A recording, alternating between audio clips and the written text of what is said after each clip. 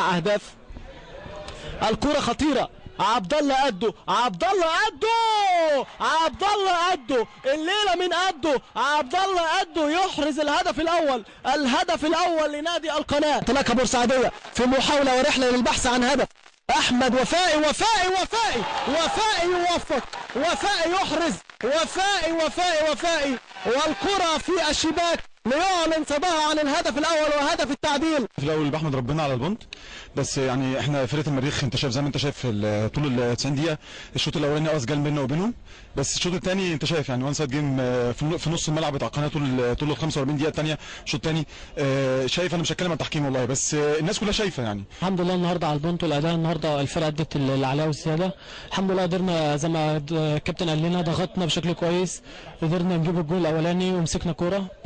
الحمد لله ضيعنا بعدها حوالي جونين كده كمان الحمد لله، فكورنر كده هجمه مرتده علينا تعادلوا بيها.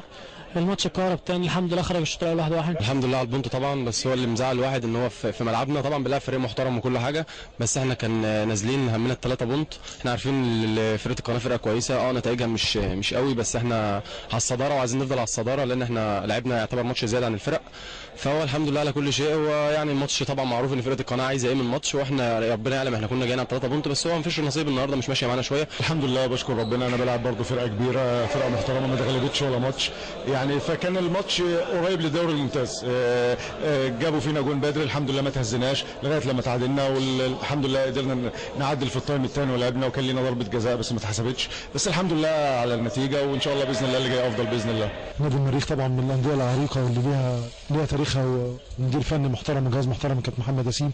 الحمد لله رب العالمين احنا كنا جايين هدفنا ال3 بونت، والحمد لله احنا ركزنا على الحاجات اللي انا شفت ماتشات المريخ ركزنا عليها فضل من ربنا سبحانه وتعالى، وربنا وفقنا فيها الحمد لله. قدرنا الشوط الاولاني زي ما حضرتك كنت متابع قدرنا نجيب الجول الاولاني، ولو كان اللعيبه عندها عدم تسرع، انت عارف حضرتك اللاعب المصري لو ما فيش تسرع النهارده كنا ممكن الشوط الاولاني طلع 1-2